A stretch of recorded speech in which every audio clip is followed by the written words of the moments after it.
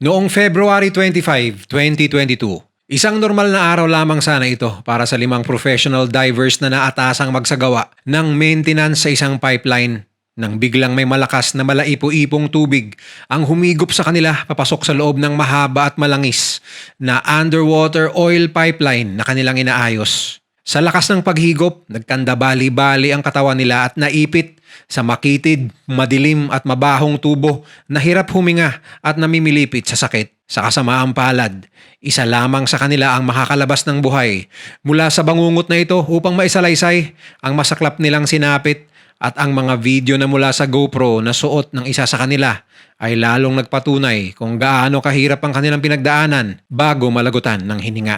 Ito ang kanilang totoong kwento. Mr. Goodbye! Ang mga professional na underwater maintenance workers na sina Faisal Kurban, Kazim Ali Jr., Rishi Nagasar, Yusuf Henry at Christopher Budram ay mga empleyado ng LMCS Limited na pawang mga kinontrata ng gobyerno ng bansang Trinidad and Tobago upang magtrabaho sa isang section ng pipeline na pagmamayari ng government-owned company na Paria Fuel Trading Company Limited. Ang naturang pipeline ay may hugis na pa letter U.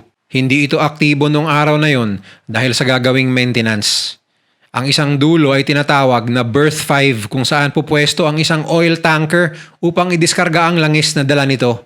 At ang kabilang dulo naman ay tinatawag na berth 6 na isang refinery kung saan dapat papunta ang langis na dinidiskarga ng mga oil tankers sa berth 5. At para sa madaling pagsasalaysay, upang maisagawa ng 5 professional divers ang kanilang trabaho, dapat na mapaghiwalay nila ang pipe mula sa nakapaligid na tubig dagat upang magkaroon sila ng espasyong hindi sila nakalublob sa tubig upang maisagawa ang mga kailangan na repairs sa isang specific na section ng naturang pipeline. At upang isagawa ito, isang espesyal na 8-foot cube ang ginawa na ang tawag ay special habitat, at ito ay inilalagay sa ibabaw ng pipe upang i-displace ang tubig sa ilalim sa pamamagitan ng pagbuga ng hangin papasok nito. Sa pamamagitan ng gantong sistema, magkakaroon ng tuyong espasyo ang 5 divers upang tanggalin ng kanilang diving gear at gamitin ang kanilang mga power tools upang maisagawa ang mga komplikadong repairs sa pipeline.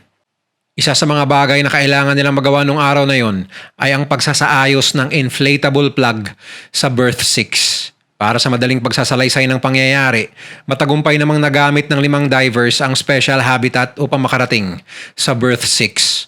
Makikita sa video mula sa GoPro camera na suot-suot ng isa sa 5 divers na inabot ni Ali ang isang wrench upang mabuksan ang isang valve mula sa inflatable plug. Dali-dali namang nagtungo sa section kung saan isasagawa ang repairs ang mga kalalakihan.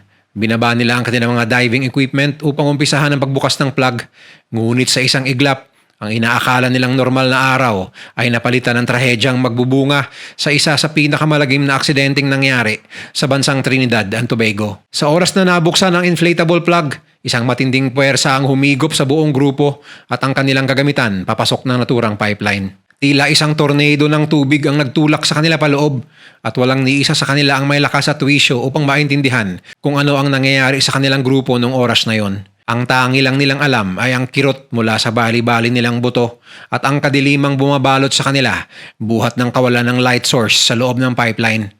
At bukod sa lunos-lunos na sinapit ng 5 divers mula sa naturang aksidente, unti-unting pagkawala ng hangin ng kanilang kinakaharap at matinding hapde mula sa kanilang mga baga at mga mata, dala ng purong crude oil ang lumulunod sa kanila sa mga oras na yon. Mabuti na lamang at mayroong mga spots o area sa pipeline na mayroong mga air pockets upang magkaroon ng espasyo ang mga divers na kumuha ng hininga at tsansang makipag-usap sa kanilang mga kasamahan ukol sa kanilang magiging planong paghingi ng tulong o rescue. Mula sa na-retrieve na recording ng GoPro camera, maririnig ang sigawan ng 5 divers sa loob ng madilim na pipeline na unti-unting napupuno ng krudo. Sa mga oras na ito, wala nang nakakaalam kung nasaang parte sila ng mahigit 1,200 feet na pipeline. Ang kabuuang circumference o sukat ng pipeline ay mayroon lamang 30 inches o sa paglalarawan, 2.5 ruler lamang. Sa mga oras ring ito, nagbabadya rin silang lunurin ng 1,200 barrels ng krudo sa kalagitnaan ng dagat at walang ni isang tao sa labas ang nakakaalam sa kanilang mapait na sinapit. Ayon mismo sa talumpating binigay ni Chris Budram, Napakabilis raw ng mga pangyayari matapos ang kanilang pagbukas ng inflatable plug sa Berth 6. At pag sinalin sa Tagalog ayon kay Chris, sa mga oras raw na sila ay nasa loob, ni hindi raw makalaban ang katawan sa mga injury na kanilang natamo. Bawat parte raw ng kanilang katawan ay mahapde, baga, mata, lahat. Parehas lamang daw ang kanilang nakikita, pumikit man o dumilat ang mata. Inisip raw agad ng 5 na wala na silang pag-asa pa. Kamatayan lamang ang kahahantungan nila. Matapos na ma-head count, tinapangan ng mga kalalakihan ng kanilang mga sarili at nag-usap kung paano sila makakabalik sa butas ng Berth 6. Matapos ang ilang pagtatalo, napagdesisyonan ng 5 na magkapit-kapit at magtungo sa iisang direksyon lamang ng pipe. Ngunit hindi tulad ng paglangoy sa tubig, hirap ang mga kalalakihan na kumilos dala ng madulas na sludge ng krudo. Isa ring malaking factor ang kanilang mga injuries na natamo mula sa kanilang pagkakahigop. Lahat sa kanila ay may baling buto dahil ano pang lalong nahirapang languyin ang madilim at masikip na pipeline. Sa unahan ng kanilang linya ay si Chris Budram na sinusundan ni Kazim Ali. Ang dalawa ang nangunguna sa grupo na maghanap ng air pockets patungo sa Berth 6. Bagamat unti-unti na silang nawawala ng malinis na hangin at pag-asa, isang milagro ang nakapa ni Chris sa paglangoy niya sa tila kawalan at hindi natatapos na distansya sa pipeline. 2 scuba tanks ang kanilang natagpuan. Agad niyang ibinalita ito sa grupo at naisip na sapat ang 2 tangking yun upang mag-survive hanggang sila ay mai-rescue. Ngunit ang kasiyahang ito ay madaling napalitan ng pagkabahala dahil sa paglala ng kanilang mga injuries na natamo. Lalo na kay Kazim na hindi na maigalaw pa ng husto ang ibabaw na parte ng kanyang katawan. Dahil dito, napagdesisyonan ng grupo na iboto si Chris na siya na lamang ang magpatuloy sa paglangoy patungo sa dulo ng pipeline. Wala namang pag-aalinlangan at tinanggap ito ni Chris, dala ng pag-asang maisasalba niya ang kanyang sariling buhay, pati na rin ang kanyang mga kasamahan. Bagamat injured at halos mawala ng hininga, siniksik niya ang kanyang sarili sa loob ng makipot na pipeline. At nang marating niya ang kabilang dulo matapos ang ilang oras na paggapang sa tubo, ang excitement na kanyang nararamdaman dala ng ideyang maisasalba na sila sa wakas ay napalitan ng lalong pagkabahala. Ang inaakala nilang direksyon papuntang Berth 6 ay patungo pa lang Berth 5. Ang effort niyang pilay-pilay na mag-swimming ng halos 60 feet ay tila nasayang dahil isang inflated plug muli ang nasa dulo at nakaharang sana ng kanyang kaligtasan. Ngunit sa isip-isip ni Chris, hindi siya papayag na ang 2.5 oras na pakikipagbuno ng kamatayan sa loob ng pipeline ay mapupunta lamang sa wala. Kaya matapos magsabi ng kanyang panalangin, buong lakas siyang kumatok at nagsisigaw upang mapukaw ang atensyon ng sinumang sana ay nasa kabilang opening ng Berth 5. At sa isang tila milagro, naka-standby na pala ang ilan sa mga rescuers sa Berth 5 sa pag-asang sisipot ang isa sa mga survivors mula sa malagim na aksidente. Ayon sa statement na inilabas ng PARIA noong February 25, araw ding yon, isang insidente o mano ang nangyari na nagresulta sa loss of sight o biglaang pagkawala ng 5 sa kanilang mga professional divers na umano'y minomonitor nila mula sa kanilang mga opisina. Sa oras na hindi nakapag-report ang 5 sa kanilang status, agad na inilunsad umano ng PARIA ang kanilang incident management protocols na nagtulak sa kumpanya na umaksyon sa abnormal na aktibidad na yon. Sa kabutihang palad, agad naman na naiahon mula sa pipeline na puno ng krudo si Chris. Bagamat lito mula sa mga pangyayari at halos di na makapagsalita dala ng pagod, agad na ibinalita ni Chris sa kanyang mga rescuers ang estado ng mga kasamahan niyang naiwan sa loob ng pipeline. At kahit na naisugod na agad siya sa pinakamalapit na pagamutan, walang nakakaalam sa puntong yon kung totoong buhay pa nga ba ang 4 sa mga LMCS workers. Ayon sa mga eksperto, wala nang pag-asang mabuhay pa ang mga workers kung higit sa 2 oras nang nakalublob sa krudo ang mga ito. Ngunit nang inexplain ni Chris na may mga air pockets sa loob ng pipeline na nagsisilbing tila lifeline nila ng mga oras na sila ay nasa loob, agad na kumilos ang mga rescuers upang kumatok sa iba't ibang lokasyon ng pipe sa pag-asa makakakuha sila ng response mula sa mga survivors na natrap sa loob. Para naman sa mga survivors na kasalukuyang nakikipaglaban kay kamatayan, isang milagro ang kanilang narinig buhat ng pagkatok ng mga rescuers mula sa labas ng pipeline. Sa mga oras na ito, walang ibang nasa isip ang mga survivors kundi ginagawa ng mga rescuers ang lahat upang sila ay maisalba mula sa kalunos-lunos nilang sitwasyon. Iba't ibang mga aparato at equipment na marahil ang kanilang inihanda upang maiahon sana sila mula sa tiyak na kamatayan. Ngunit lingid sa kanilang kaalaman, ang kabaliktaran pala ang kasalukuyang nangyayari mula sa hanay ng mga rescuers. Sa kanilang pagkatok at pagsipat sa loob ng pipe, wala ni isang nakita o narinig ang mga rescuers sa labas na response mula sa loob. At ang mas lalong nakakalungkot pa Lalong nahihirapang huminga ang mga survivors sa bawat minuto na lumilipas na expose sila sa krudo sa loob mismo ng pipeline. Ngunit wala namang ibang magawa ang apat kundi maghintay ng rescue na inaakala nilang on the way na.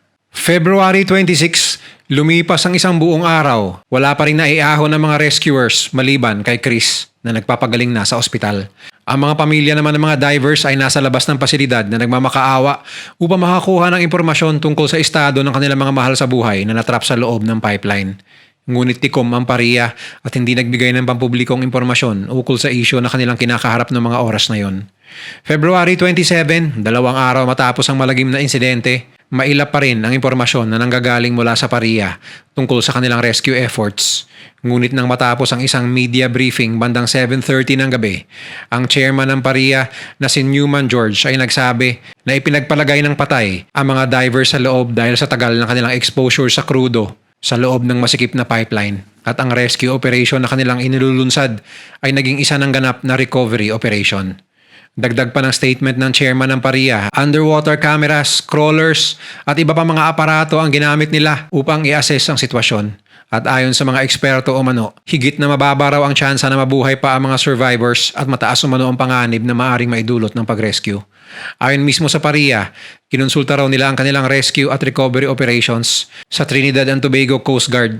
At ayon di umano sa Coast Guard ay wala raw sapat na impormasyon para magbigay sa kanila ng sapat na ebidensyang ligtas at magiging matagumpay ang kanilang pagpasok sa pipeline para magsalba ng mga taong naipit sa loob nito.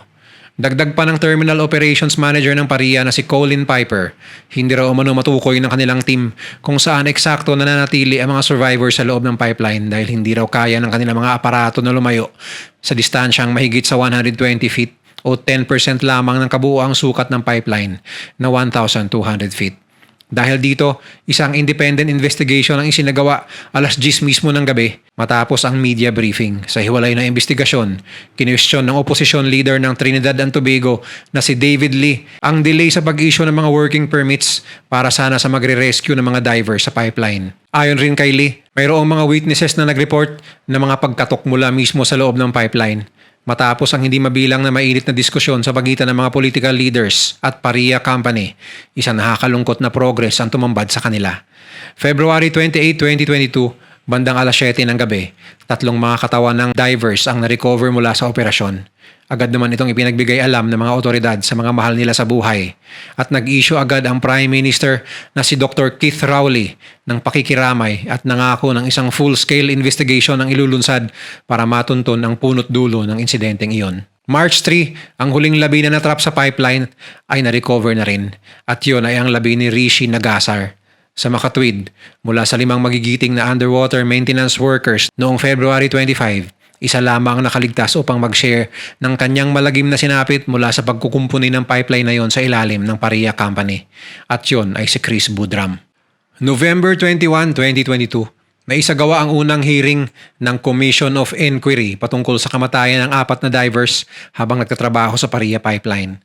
At nai-airy rin sa telebisyon ang naturang pagdinig sa kaso kasabay ang pag-airy ng mga huling salita na nabitawan ng mga divers na nai-record sa GoPro na nakakabit sa katawan ng isa sa kanila. Ayon sa report ng OSHA o Occupational Safety and Health Administration ng Trinidad and Tobago, parehong ang Pariya at ang Coast Guard ang may kasalanan sa hindi pag-authorize ng rescue sa lalong madaling panahon para sa mga divers. At ito ang nagtulak para ang isa sanang rescue operation ay naging isang nakakalungkot na recovery operations na lamang. Ang pag-ahon sana ng mga survivors ay naging isang operasyon na lamang ng pag-ahon ng mga malalamig na bangkay. Kinasuhan ng mga pamilya ng 4 na yumaong divers ang Pariya Fuel Trading Company at kasalukuyan pang nasa korte ang kaso. Ang masaklap pa, ang may-ari ng LMCS Diving Company na si Kazim Ali Sr. ang sinisisi ng Pariya Fuel Trading Company dahil wala raw itong naibigay na rescue plan sa araw ng insidente. Si Ali Sr. ay tatay ng isa sa mga namatay na divers na si Kazim Ali Jr. At imaginein mo na lang ang pait na nararamdaman niya sa itaas nung oras na yon habang kanyang anak ay nakaipit sa loob ng pipe at nakikipagbuno kay kamatayan. Hanggang ngayon, wala pa rin napaparusahan sa nasabing insidente. Kung nag-enjoy ka sa video na ito, i-share mo naman sa iba at mag-subscribe ka na rin. Huwag kalimutang panoorin yung mga videos na nasa kanan para lalo pang maubos ang oras mo.